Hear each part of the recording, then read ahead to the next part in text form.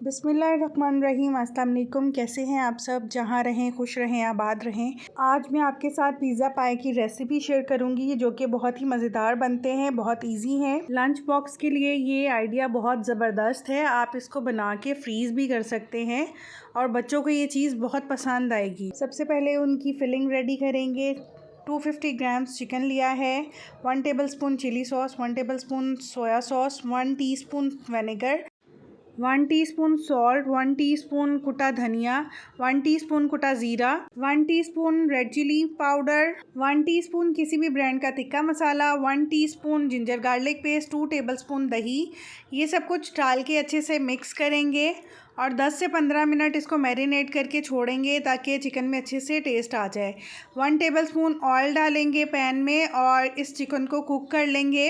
High flame पे chicken को cook करेंगे ताकि हमारे चिकन की जो मैरिनेशन रेडी हो वो बहुत सॉफ्ट हो। 7 से 8 मिनट तकरीबन लगे थे चिकन को कुक होने में। चिकन जब बिल्कुल फुल डन हो जाएगा तो हम इसको ठंडा कर लेंगे ताकि फिलिंग करने में मुश्किल ना हो।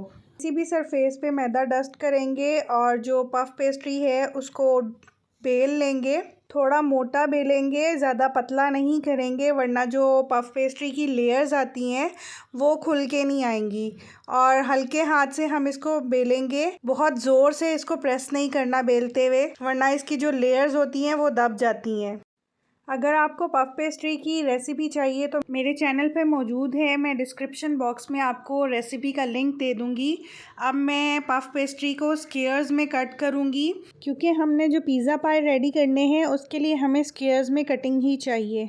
ये देखिए इस तरह मैंने स्क्वेयर कट कर लिए हैं। बाकी पफ पेस्ट्री के भी मैं इसी तरह से स्क्वेयर्स कट कर लूँगी। इनको बनाने के लिए कपकेक्स का मोल्ड चाहिए। मैंने कपकेक्स का मोल्ड लेके उसमें लाइनर लगा दिए थे और ये देखिए इस तरह से मैं इसमें लगाती जाऊँगी।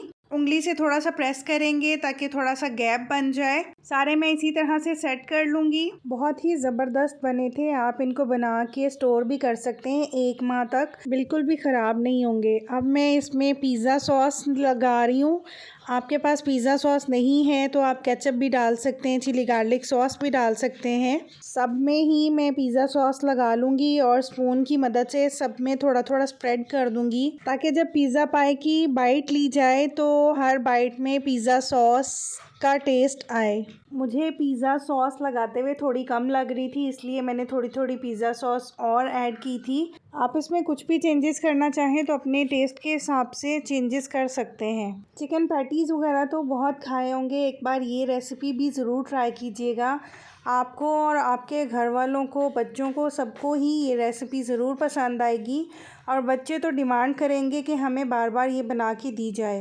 अब जो चिकन की फिलिंग रेडी की थी वो मैं 1 टेबलस्पून भर के इसमें ऐड कर दूँगी।